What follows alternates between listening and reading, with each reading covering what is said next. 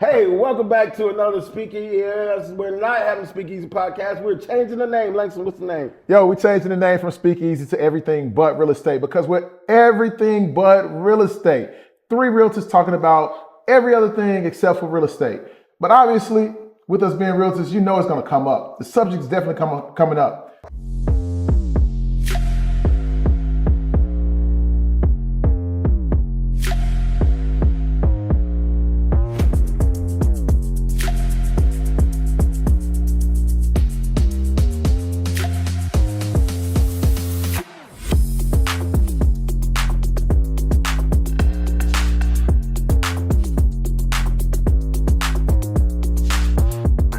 So myself, Langston Carr, Simon Swift, and also Millie Rock is out today, unfortunately, but we have a very, very special guest today, and I'm going to allow Swift to introduce this man.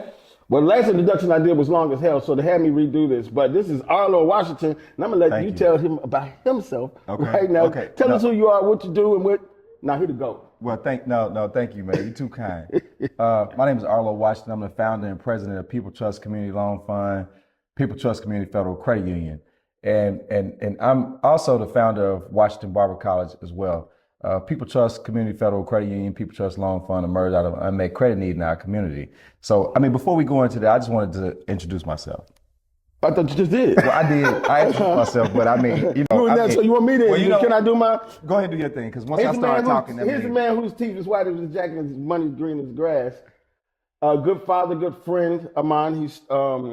He was telling me about throughout the years of just the things he wanted. He always accomplishes his goals. I'm very inspired by him. You should be inspired by your friends. Don't bump around through life just making friends out of random strangers. If you find somebody that you admire, go maybe befriend them and learn something from them. So that's why he's here today.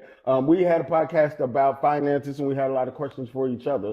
So why don't we bring in an expert and someone who could possibly give us some insight on how to manage our money and gain some capital. So, first question I want to ask you is, thanks for having me. Thanks for having me. For sure. Yeah. Let's go basic. Yeah. What is your, you didn't always have a bank. No. You didn't always have a barber college. Right. You had a job before, right? A regular job? Well, I did for a short period of time. Okay. What was like your first job? My first job was at City Beautiful.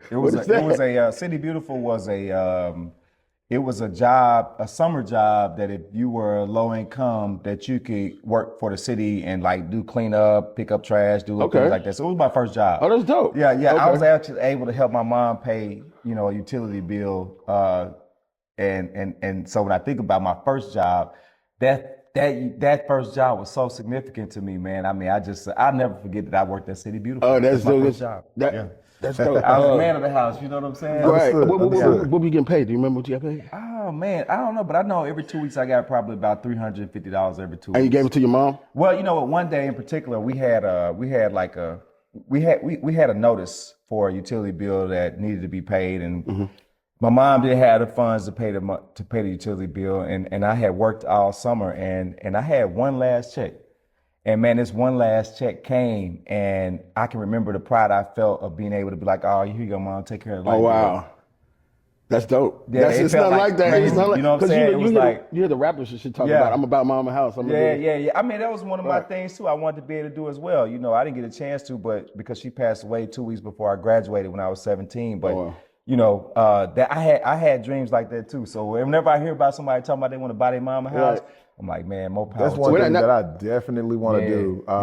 Like, not necessarily buy my parents a house because I think they're comfortable where they're at. Yeah. But I want to pay off the rest of their mortgage. Oh man, that's my goal for 2025 is just to pay off the rest of their mortgage. 2025. 2025 this coming year. Pay it off. Well, you've been on it too. Pay it off. This man too. Like again, like I said, pick your friends. Now I didn't pick these brothers. I met them in different capacities. But Langston has always done his thing. The man got the house market is crazy right now. This man got like a 16. How many you got on? How many you closed the other day? I got 11 under contract right now. And congratulations! Stop playing with it. Congratulations! I got 11 under contract right now. I have 6 new listings and 7 new buyers. Boy. And it ain't going. And it ain't going. And the it's not like average that out here. person sells, I think, less than 6 homes a year. Right. And you doing it in a month. I just staged one of your houses. I mean, the boy's going crazy out here. So you can befriend, and you don't have to be. Sometimes when people are doing well, your friends start to pull to the side. That's when you need to get closer. Lo, I wanted to ask you, and because I was going to ask you, were you always good with managing your money? But when you said you were proud to give your mom, and the way you smiled to give her that check, it gave me another question: was, do you think that you got addicted to that feeling? And maybe that drove your success. You from that point on that you wanted to help people and you liked having. Yeah. No, that's a good question. My mom was a social worker, so even though we lived in the housing project, she still worked. She worked for DHS.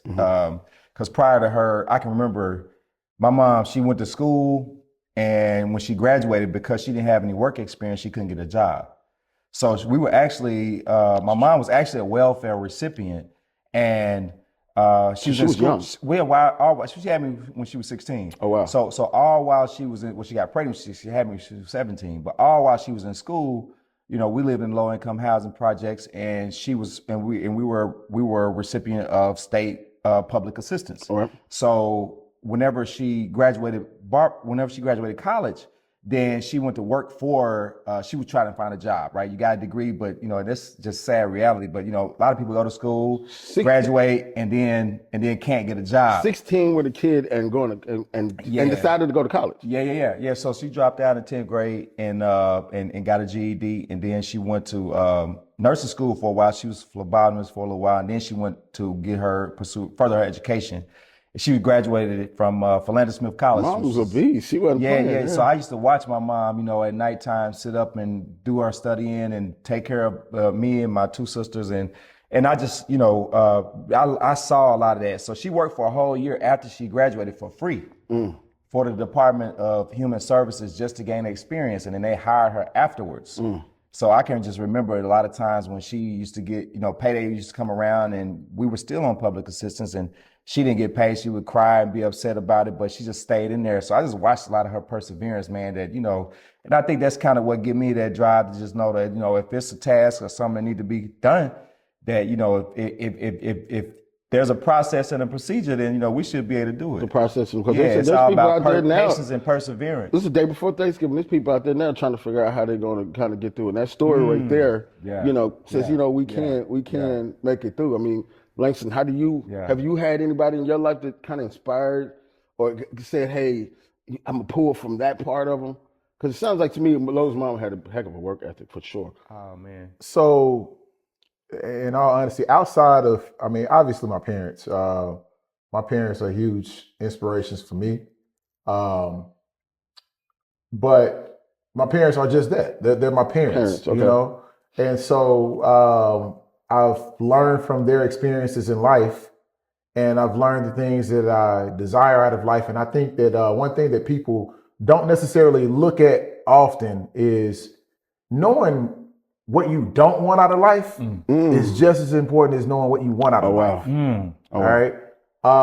And so, for me, outside of like my parents, the thing that inspired me, or the person that inspired me, I want to say the most, I don't know him personally. I don't know him personally. No, it's not you, man. I know you personally. Oh, okay. I know you personally. But it could be me if you do. But no. So it's a podcast owner. I've never had. I put it like this. I've never had the opportunity to actually meet this brother. You know. But who is it? He owns Quote of the Day Show. I love the Quote of the Day Show. I never heard of it. Oh man, he's great. Daily motivational talk. I listen to him every single morning. You do? Quote of the Day, y'all. That's a good one. You do? Quote of the Day. Yes, sir. Yes, sir. Yes, sir.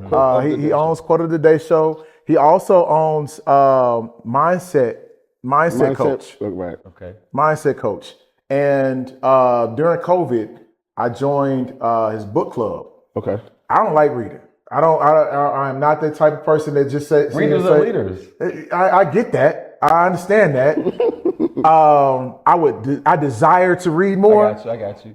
Which is the reason that I joined the book club. Okay, I got Because if you put a book in front of me right now and tell me like to read the first chapter, I'm gonna read the first page about 5 times and I'm gonna nod off about 3 times in between that. Right. You know, that ADHD just don't. Yeah, Don't let you sit that long, right. it won't let me be man. great. Wow. But yeah, definitely. Listening to him, listening to the podcast on a regular basis, listening to Mindset Coach, and also he had a financial pod as well as coaching session, of course, that I really strongly paid attention to and learned a lot from. So that's personally for me. That has been the person, and that's Sean Croxton. Yeah. Sean Croxton. Shout out to Sean Croxton. We're gonna send this to him because that's crazy. I listen to him. He is every morning. Y'all should listen to what is it again? Quote of the Day podcast. I cannot that and How I Built This by Guy Raz is 2 very good podcasts. I won't say mine because it's a little shallow, but how do we get here, Lo? How did you get here? Yeah. How did you get? Because I wanted to go. I've known you before. I want to go through your whole story, but there's so many peaks, and some valleys that I wanted to go. I want to know the core of how did you go from $350 a week to having the only black financial every 2 weeks black financial institution. Yeah. How'd you go from 16-year-old single mother to this? Yeah. You know, I was always taught that if you take care of the pennies, the dollars take care of themselves. And one more time. If you take care of the pennies, the dollars will take care of themselves. All right. And just really, experiencing, the wealth gap and the fallout of wealth gap being generational poverty and that mentality that's been passed down from generation to generation. Are you frugal with your money? Are you stingy? Nah, I'm not a miser. They call it miserliness. Okay. That's like Ebenezer Scrooge. You know what I mean? Ain't nothing coming in, ain't nothing going out. Right. So I'm not like that. I don't have, my money script, is not. So you spend on yourself? You spend about things? Yeah, well, I don't spend, I circulate. I stopped saying the word spend. Because I told you, words matter. Words matter. When you spend, and then it's like it's gone. And it's come never back. going to return again. So I don't use the word spend, and I haven't used the word spend in my vocabulary for a number of years. The money circulate. Yeah. So I use money, right? Money's a tool. Right. And money got ears, and if you don't talk to money right, the money will fly away from you. So I talk properly when I talk about money. And, so I use money as a tool. I may pay with money. When was the first time? Other than that, though, I'm going to circulate it. I'm going to circulate some over there. What is the first time you knew that money circulated? Like, what action did you spend or circulate out there to know? To know that. Well, I know that, like, when you think about how long a dollar stay in the black community, you think about how, and I heard that about like less than 45 minutes. I think 45 minutes that a dollar stays in the community, less than 45 minutes. But then, if you go to, other races and other communities, then the dollar stays for 6 hours, may stay for, 2 days, 3 days a week, whatever the case may be. So I started digging into, all right, what's the reason why money can't circulate in the community when the low and moderate income communities, which are predominantly black communities, are putting $1.7 trillion into the economy? Why ain't nothing circulating back into the community? Because we're spending. We're not circulating. Well, we're number one consumers. But then you think about the fact that, there's no banks in a lot of these communities. There's no brick and mortars. There's no bridge. There's no onboarding way to get into the financial system for a lot of these communities because of redlining or because of a lack of investments and a lack of opportunity. Right.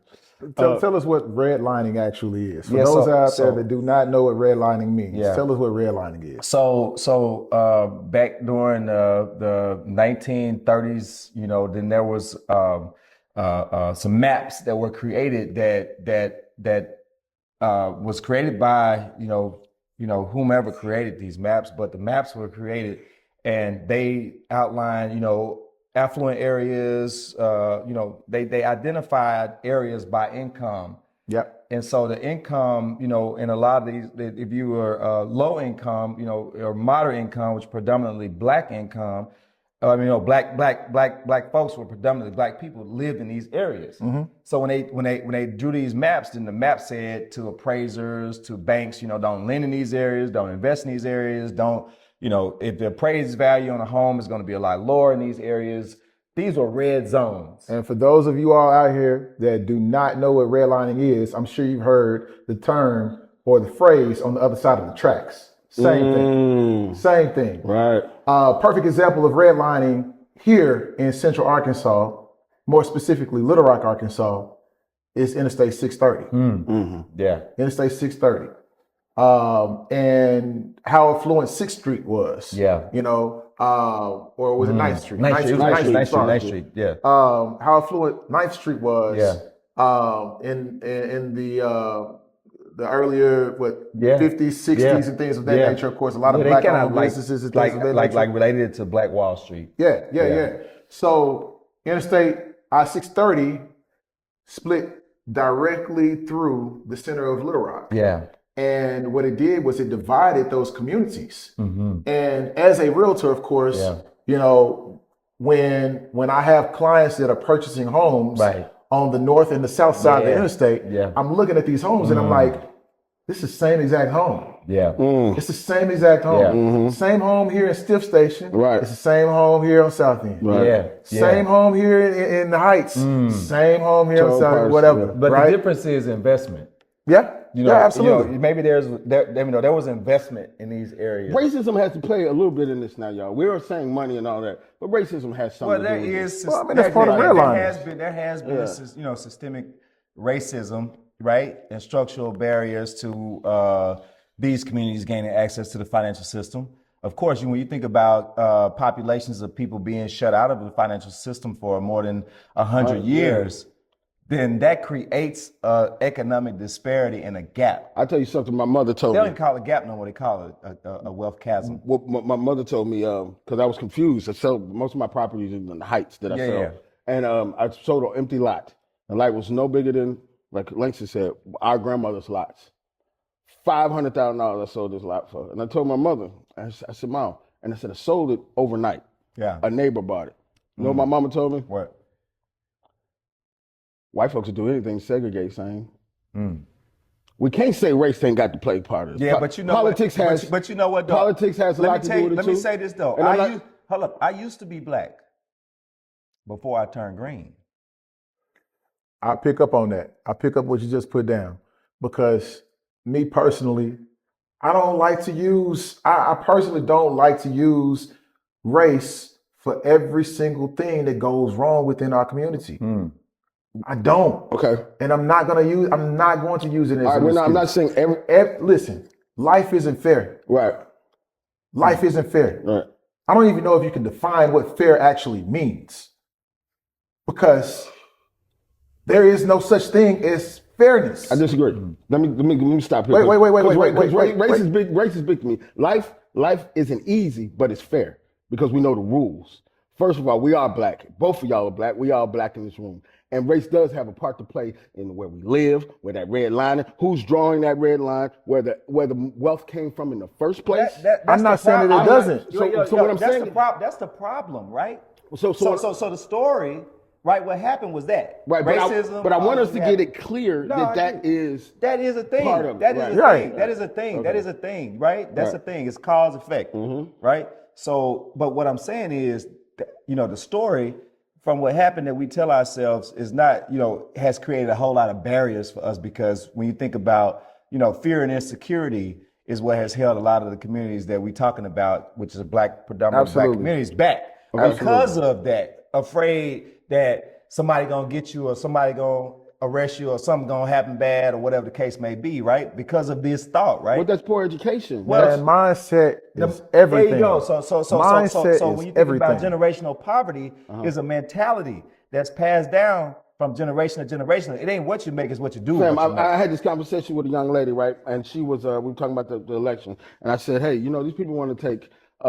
Stay away from politics and religion. They want to take Jim Crow out of schools. They want to take slavery out of the educational schools. She said they should. I said, what? She said, because I'm tired of seeing us like this. And I said, okay, listen, How you feel about yourself Yeah. and history are two fucking different things. What do you mean? I'm a proud person. Money, that shit don't stop me. But I need to know the facts, the history. Let's not take away the history of it. I see what you're Does saying. it change how you move? No. Okay, so But what you need to know for? no. Actually, it does because I know what's in front of me. So if I All know right, that so this- if that's the case, you went back to saying that, what did you say? You said life is fair, but what? We know the game? life ain't easy, but True. it's fair. Okay, all right. And you went on to say because we know the rules of the game or something like that? If you know the rules of the game. Now, I'm All not right. saying this You said applies to if. everyone. You use a big term. But you said don't know if. what you don't know. You don't know. You Exactly. don't know. Right, but So what if I'm you don't know, you don't know. Right, but if I do know, if I know that we say, because they make our history seem so horrible, in spite of, I went to McGraw Institute, right, as a child. They had a poem that we would say every morning. I am a black child. I am special. Ridicule will not sway me. I hold my head high, proudly proclaiming my uniqueness. I said that every morning. So in spite of how we feel about what the world is, because I know what the world is, and I know it ain't all based on race. It's not. But so many things that in everyone's head, we don't know that plays a part. But in spite of, I'm going to succeed. But I cannot wash out from my children or me and saying, hey, son, when you walk in that building, you know they see you. I got like a this. question. So what does all that mean? Okay, if I learn about slavery, I learn about racism. Okay. What does that mean to me? What does that mean to you? Is my Okay, question. to Like, me- what does that mean? What does that mean, and what opportunities can you create? To me, it gives me if I walk in a room and I walk in a room with a room full of church-going Christians, right? Just super church-going people, right? Me knowing their mindset before I get in there gives me a slight advantage of knowing who the fuck I'm dealing with. Like Dave Chappelle say, all them Klan hoodies ain't just get thrown away. They sitting in the closet somewhere. Some of them are teaching our kids. So as my child, I say, son, we ain't blaming it all on race. You hit that boy, you was wrong. But listen, pay attention to these things. Pay attention to why I can't go get this loan, why I look like this, why my hair is a distraction. Why is this? Why are these? And don't let it stop you, but go in the room educated that person might feel this way about you for something that you have nothing to do with. But don't go in there blindly going, my money, my accomplishments is going to just let them make me do that. No, Those things are true. Though I mean that's very true. I think what I'm getting at, and correct me if I'm wrong, but I believe what Arlo is also getting at is there's no reason for us to continue to use this as a platform as to why I'm behind. It's not that. I'm not saying that at all. Because I'm at the saying end of the day, like you said before, like poverty is a mindset. Yes. Right. It ain't It's what a you make. It's mindset. what you do with what you make. I'm saying use it to get ahead. I'm not saying make it yourself. So you said so you're saying basically that use that as Information as a tool if to manipulate the so, system. So what other information there's tons. when we think about because here's the thing, there's no reverse in this car. Right. Back was never, Right. forward forever with Right. me. So I'm just thinking about looking when I look forward, and I think about not just Xing out you have to have the what happens to help you to be able to help shape your To navigate. character, things of that nature. Right, Right. But I'm not looking back. I'm looking at the you talked about politics earlier. I'm thinking about clean energy, Right. reducing gas emissions in our communities, educating our community members on the fact that the EPA just put out $27 billion for low-income communities to be able to reduce their gas emissions. So also we talking about if you want to replace your appliances, if you want to get solar panels on your roofs to reduce your energy costs, because a utility bill can throw somebody's budget out of the whack. Let's You feel not me? go Send them that. into a Hold on, downward hold on, spiral. hold on. I'll pause real quick. Solar panels, yeah, I don't know about that, Doc. Because too many people are uneducated as to what solar panels do to you once you're ready to sell your home. When you're ready to sell your home, Yeah. that solar panel becomes a second lien against your house. And this But you person can is buying your transfer house. that to your- You can you can transfer it, transfer that. but the lien ain't the same as trying to buy the house. It's extra payment. Yeah, but the EPA put out 27. It's called the Greenhouse Gas Reduction Fund, and the EPA put out this, and it's been it's going to go through CDFIs, Community Development Financial Institutions. But the problem is a lot of our community members don't know.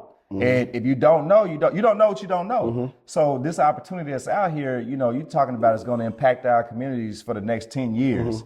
Where they, if we don't get, our infrastructure set up for electric vehicles, if we don't get, and being in Arkansas, we lag behind most of the United States. I'm gonna ask you something. I'm gonna end my little rant here on this one thing. Yeah. But there's a few things I'm hearing. One, I'm gonna be clear. I'm not saying let history define. I want people not to have history define them. Okay. Use it as a tool. Do not walk in somewhere blind thinking that people are going to take you for the soul and good person you are. But know who you're dealing with. Understand. Try to research cultures, not just race, but cultures and how people maneuver. But you have to understand the language, though. You have to understand the language, right? Because if we're talking about money, and I walk into a bank, if I understand interest rates, terms, if I understand, return on investment. If I understand all these different things, then I can talk to that banker and he'll know. And we on the same page, because now it's about the men lie, women lie, numbers don't lie. All right. Now, They can. Now the other thing, They can definitely be manipulated. Now the other thing, They can definitely be manipulated. My point. I had two things to say. The last thing I kept saying, you kept saying, we, our community, our community, our community. Who's the we you speak of? I'm talking about income levels, low and moderate income levels. I don't. And who's in those income levels? Let me share this though, because we live in a capitalist society, right? There are income levels, there are populations. There's no black, there's no white, there's no, it's green. What's the demographic of your institutions and your Bible college? African American. What's the percentage? But we're diverse though. We have Latinos, we have Caucasians, we have African Americans. Because here's the thing. Like I said, it's not just it's white people that are poor. It's Asian. It's different populations and races that are poor. Poor people exist in every population, but every race. But who are the we? We know. Let's not. You accept. Now we do know and understand that, of course, African American Black folks have been shut out of the financial system for a long time, hundreds of years. And that's why you have such economic disparity. But what that has done, and you got Jim Crow, you got Willie Lynch, you got all those different things. But what that has done is that has created the crab in the barrel mentality and division in our race. We don't collaborate, we compete. Well, see, now look, I said, with some of us, don't let it define us, because I'm gonna tell you where you're wrong at about the collaborate and compete. Look next to you. We ain't competing, we collaborating. So we need to change the mindset. Tupac said, we don't do it enough. Tupac said, take the evil out the people that be acting right, because both black and white are smoking crack tonight. We understand that is an issue. Thank you. But we're saying three black brothers in different fields, even my competition, we're all sitting here together. I'm of the mindset that you can't take nothing that belongs to me. Yeah.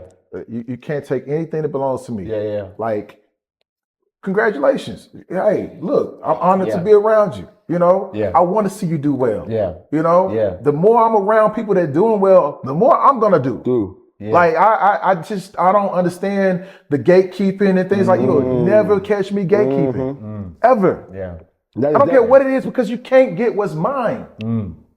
That's not like that's real. And now, Arlo, respectfully, that we're in agreement on many things, but like, I don't necessarily agree that there is no black, there is no white, there is, it is only green. I understand where you're going with it. Yeah. I do. Yeah. I thought you said that though. No, I didn't say that. Okay. I said that. But I'm talking. Racism is still alive. I'm talking about. I'm talking about the rooms you go in. I'm talking about when we talk about finance, we talk about money. When you think about, like, if you a billionaire, a trillionaire, then you only see as far down as billions. I agree. If you're a billionaire, you only see as far down as millions. Right. Anything below that, you don't really see or acknowledge, right? So I'm not saying, like, I'm say it loud, I'm black and I'm proud. Right. But what I'm saying is we gotta elevate the thinking when we talk about money, when we talk about finance, when we talk about economics. Because the bullshit stops the higher you go. I was watching the doc, and it was about billionaires, and they said, first of all, I can't even hang with my multimillionaire friends because they still have to make money. They still got to go to work. We the billionaires, and they said, second of all, they asked them about race, and they said, no, because I go to so many countries and I see so many people if there was a white guy and a black person, and black person has, I'm going for the best person now because I have millions of dollars that this person about to control, so I can't go off of my racial feelings. So I think that's kind of what you're saying. The green, the how much what they deal with Africans, they deal with oil people, China. They don't give a fuck because how much you gonna make tomorrow. And it's still a mentality because I'm sure each one of us can speak to this, that we've attempted to help someone that needed help along the way, but refused to help themselves. You know, so like it's a mentality thing. Like it's not a black thing. How do you, it's not a white thing. How do you, you know? It is a money thing. It definitely is a money thing. But I do have one question for you, and I wanted to know personally, as a bank owner, Sure. How does owning a bank influence decisions around real estate development within our community? Home ownership is very important.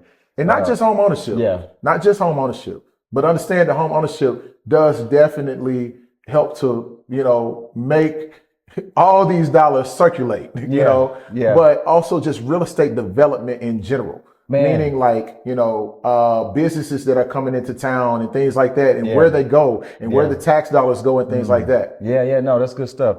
Well, you think about census tracts or geographical locations, like the 12th Street community, for example, here in Little Rock, where there was no. Where you are, right? Yeah, that's where we're located.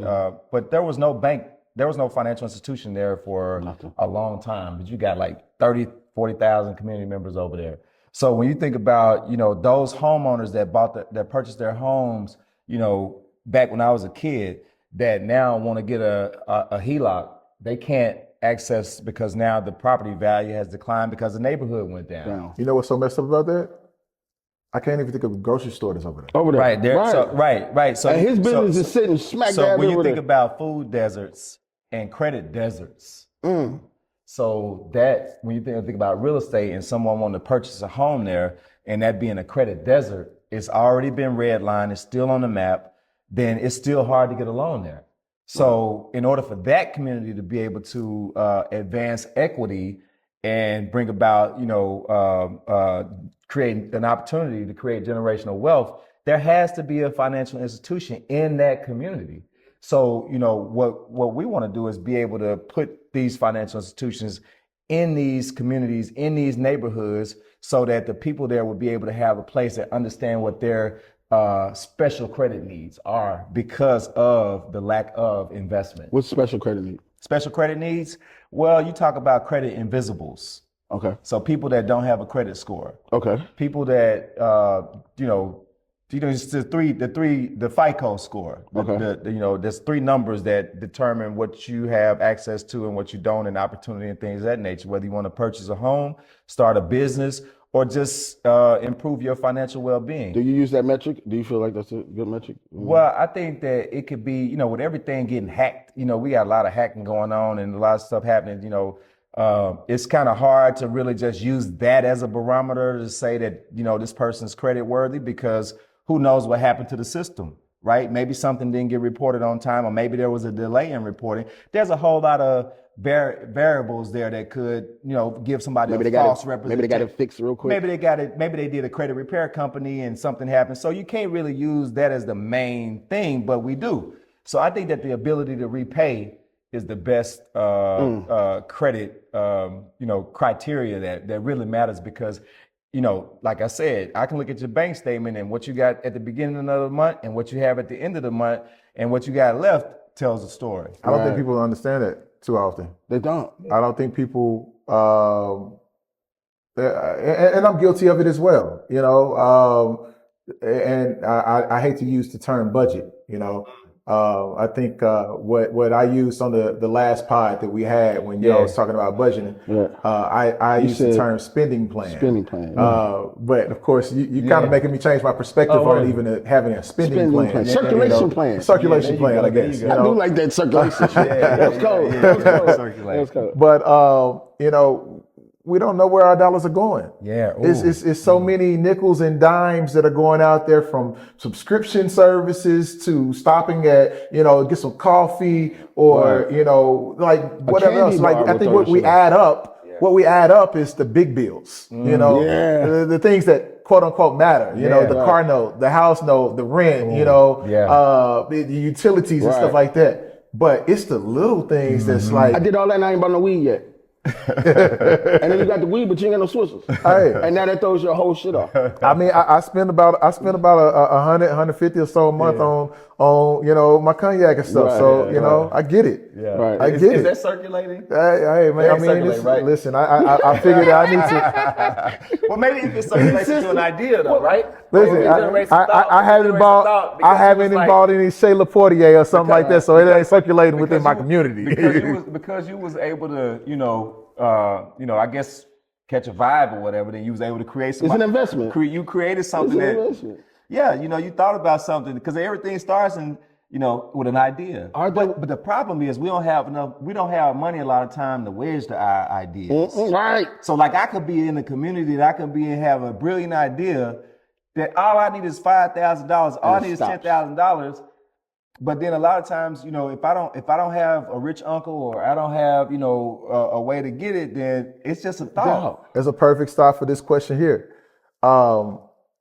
What programs does Community Trust offer to help expand an entrepreneur's portfolio? Yeah, oh man, that's good stuff. Yeah. So when you say portfolio, what do you mean? Like products, their portfolio of products, or their portfolio of services? Well, let's just Or start. even ideas? Let's just start. Ideas. If I come to you with ideas, if I So came to you you got with a portfolio ideas, of ideas, I'm gonna be trying to figure out which one you want to go with first. right? So that's why I would be thinking like, okay, let's help organize your thoughts. So People Trust Community Loan Fund, being a community development financial institution, that's exactly what it is. Because you can't develop a community if you don't develop the people in the community. So we provide financial literacy, right, to talk about budgeting, talk about how. That's why it's important to have a financial institution in your neighborhood, so that you have a place that you can go to store your value, to be able to get a bank statement. Right. We had a customer come in, never had a checking account, 60 years old. Damn. Never had a checking account. Right. I got a tenant that still doesn't have a checking account. So if you think about let me print your bank statement off. They're gonna say a bank statement. Right. And what is a bank statement? And your tenant and that customer, they work, right?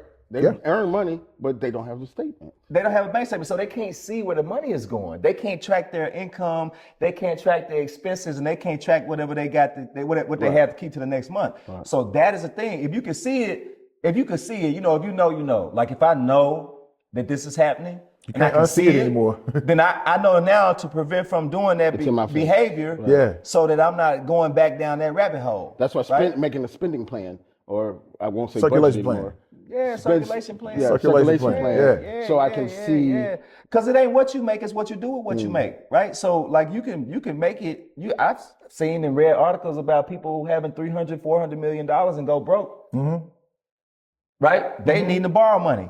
We had a lady come in, deposit a $300,000 check, right? But because of the mentality of generational poverty, she didn't know how to deal and have a social conversation about what she needed to do with it. So guess what? She was ready. She got impatient. She wanted to cuss the people that work in the branch out. So guess what we did? We had to close her account. Guess what happened? She had to go to another bank. She ended up doing something. So again, the social dilemma, because of the wealth gap, because of generational poverty. I mean, it's like domino effect. So that's why I said we got to have, and we have to understand, if we're in these communities and we have some, organization power and influence, we gotta think about the importance of using a brick and mortar financial institution strictly for the special needs population. You know what else is important in that list we missed out on? You missed out on? What's that? Examples. Oh, examples? Because you are an example of someone. But I didn't finish telling you about the lady. You have to see it. So the lady, you gotta see it. But the lady ended up going to this bank, right? She went out and bought a car, a vehicle, of course, cash. Okay, cash is $80,000. Not $80,000. No, explain. That's a third of your money. Cash. Right. So why that's not a smart decision? Well, because rich people buy you got assets. and poor people buy liabilities that they think are assets. If you drive through the Heights right now, I take my kids on this trip as soon as they get old enough. Every time, drive your kids through the Heights and look at them big ass fucking houses. And when you get through, ask them, say, "What you notice about the house? Oh, they're big and they're nice." Drive back through there and say, "Hey, look at the cars sitting in the driveway. Subarus every fucking where. Older model Mercedes everywhere. No Maybachs, no motherfucking nothing super expensive." My investor is multi wealthy. Yeah. Audi. Yeah. They just pay Well, cash. like I said, rich people buy assets. Poor people buy liabilities that they think are assets. So I might buy these Forgiatos. I might buy that that Bentley and throw some whatever kind of rims on there. Makes you feel good. Right. Makes Because you feel good. we like to look good and avoid looking bad. My homeboy Robbie McIntosh. Robbie, he was driving this '92 Honda. Remember that little Honda, the little gray Honda he got? The shit fucked up. That car's fucked up, Taco. But he got a business. It is fucked up. But he got a business he got a whole restaurant on the corner. And every day he drove that little car. You know what I'm saying? Yeah. To whatchamacallit. Right. That's the mindset. So check this. Piggybacking off of what you just said, I had some clients that were coming into some money, right? Mm-hmm. And when we sat down to meet, they said, "Okay, hey, we're coming into some money. We'll have X amount to work with. This X amount was over 7 figures, and like, okay, this is our budget for a home. Yeah. And the budget for the home was also over 7 figures. Mm. Now, I'm like, okay, so how do you want to go about this thing? Have you talked with, your lender or anything like that at all? I know what we need a lender for. We're going to pay cash. Okay. Well, I'm sorry to interject, but the X amount that you're coming into and the X amount that you're planning on spending, your money could go a lot further if you choose to just finance some of this, because you can use the rest of this money as an investment towards something else. Yeah. And they really appreciated that advice. Right. And I don't think many people understand that, because it's like, all right, I got this money to spend. Let me go ahead and spend it. Like, hey, I don't have any bill, but no, you will still have a bill. You got your taxes, you got your insurance and stuff like that. And regardless of whether you own the home or not, if you don't pay your taxes on this multi-million-dollar house, guess who's taking it? Langston, how often do you do that? Because I've run into that before where I felt like the client couldn't really afford what they want, but I'm the seller, or buyer, I'm their agent, but there's only so far that I want to go with their finances and their money. Like, how much do you do that as far as giving advice on financial decisions? So I'll say this much. I personally, I've gotten to the point in my career where I personally work with people that feel comfortable and confident with working with me. If you don't feel that way about me, honestly, I don't want to work with you. Right. Like, it just is what it is. Right. So because I want to leave my clients also feeling comfortable, confident, and competent throughout the home buying process, throughout their entire journey. I don't want them questioning or wondering what could have been, what should have been, or anything like that. Like, nah, I'm going to talk to you as if, you were my brother, my sister, a family member, or whatever. Right. And I'm going to give you my advice if you allow me to. Right. Now, that being said, I do ask if I'm allowed to do so. Oh, I got a question right quick. So you basically are you are like some people's first financial advisor or financial education instructor, basically, right? Yeah. Because when you think about a lot of people in our community that don't have, maybe they're experiencing generational poverty, the parents didn't ever think about credit, the grandparents never even know about credit, and now that mentality has trickled down that credit is not that important, I'm gonna buy everything cash, right? And we've been, because of the wealth gap, because of generational poverty, because of the mentality that been passed down, debt is bad. It's like, oh, no debt, so I'm gonna pay for it in cash. But we're not leveraging our dollars as much as we could leverage our dollars. because you don't know what you don't know. You Right. don't know. Right. So I think that, when you think about, we mentioned gatekeepers or you mentioned the doors, then, to the financial system being out of compliance with ADA regulations because you got an economically disabled population of people. What? Say this again? Hold on, Yeah. you just said something. I think you just exposed some shit. I need to hear what Well, you I'm just said. saying that you have, like, when you think about the doors to the financial system being out of compliance in terms of those that are economically disabled as a result of the wealth gap and the generational poverty that was created as a fallout from the wealth gap and the mentality that's been passed down because of people not having access to what they need to survive, right? So because of that, that has created like millions of people being economically disabled. So now you're talking about somebody that's in a wheelchair that can't get through the door of the financial system. And you know what? Gatekeeping ain't always a bad thing. Depending on who's. Well, I just look at the fact that I was listening to what he was saying as far as being like his experience in talking to the person. home buyers. Depending on who's at the gate. Think about how many people look like you and me Black. that are there at the gate that could have a stronger influence on those that are economically disabled, because we know, right? We might have forgot where we came from, and we might have experienced a level of success and gained a lot of resources, and now we have generational wealth, and we forgot about the people that came out the neighborhood that we used to throw the ball with in the field. Right. So I got a question for you. If you're at the gate and Langston's at the gate, the gatekeeper ain't bad because they might open the door. That gatekeeper. But we got to be intentional about. We got to be intentional about understanding what the special needs are, and then taking that time because we realize that we understand where they're coming from. Is it hard to keep that? Well, it's the acquisition cost. I got a question that I wrote down, and we probably got about another 5-7 minutes or so left. So I want to definitely take advantage of this time. And one, I want to congratulate you on your Oscar. Thank you so much. You won Oscar or nominated? Either way. Yeah, we was nominated for the Oscar for The Barber of Little Rock. Yes. If you hadn't seen it, go check it out. I'm not certain as to what platforms it's all on, but I've watched it personally. And I enjoyed it. You can YouTube it. Thank you. But on there, of course, I see how you're helping the community, and I appreciate that. Thank you. That's one of my things as well. I want to give back as much as possible. One of my prayers, is just like, Lord, if you see fit for me to help anybody that's in need, allow me to be able to do so, and allow the pleasure and the honor, of course, to be yours. To come from you, and to know that it's coming from you. But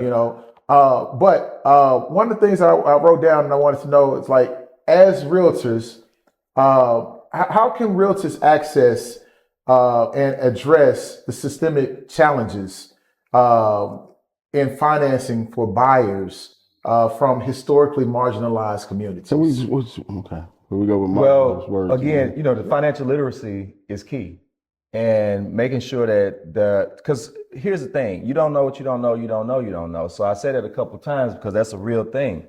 And if I'm coming to purchase a home or get a loan, but I don't know the information, then those that do know the information, like the person, the loan officer or the real estate agent that I'm working with, hopefully they will provide me with enough options. And I'm not just thinking in my mind that I only got this one option, right? So it's about, what are my options? And so I feel like that organizations like People Trust, being connected with realtors, being connected with loan officers, because we're a specialized organization, being a community development financial institution, we deal with that population, that economically disabled population of people that otherwise wouldn't have access. So I think that if you could refer, when we talk about collaboration and not competition to solve common problems.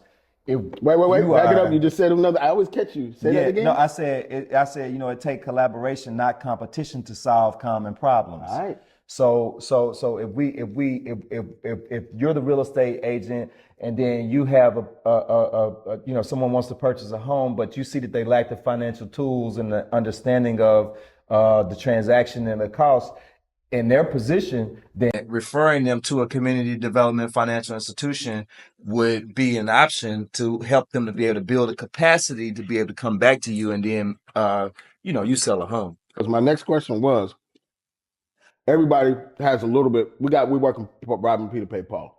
Every once in a while, we'll hit what we call a lick, or you get a tax refund. Say somebody gets $10,000. What do they do with it? What would you suggest they do with that? Well, I would suggest that, they first go back and look at their budget. $10,000 is not a lot, right?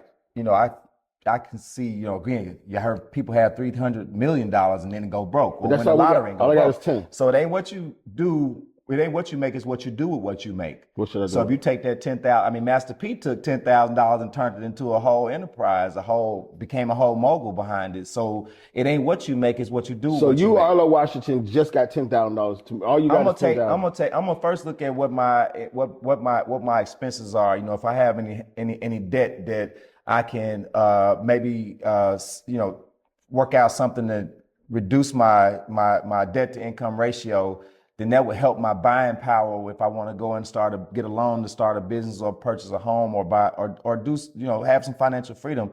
I will first look at that. Then I will look at if there's anything left over. Then I would, because a lot of times, a lot of community members, their debt load is very small, but they think it's very big, right? So they go out and file, a lot of people go file bankruptcy for $10,000, right? But so I would take and I would look at, okay, what can I invest? What can I invest, right? If I could take a small amount and invest it into ETF, electronic trading fund, through some financial advisor, to put my money in the market. We don't play the market enough, right? So we put a little bit of money in the market. We put a little bit of money inside of $10,000 do that? Account. Yeah, you can just break it all down. You know what I mean? It's what you got coming in, what you got going out, and how much you're able to keep. 10 grand will let you do that? You can diversify. It ain't what you make, it's what you do with what you make. Hey, man, definitely Yeah, diversify. if you take care of the pennies, the dollars will take care of themselves. Cheers. Cheers. Well, man, I think that's a great phrase to leave off on. Thank you for joining us for another episode. I guess I can't say another episode, an episode of Everything But Real Estate. 3 realtors talking about everything except for real estate. Y'all go open an account? Yeah. Go. What's the locations? It's you can go to ptcfcu.org. That's ptcfcu.org, and you can join now.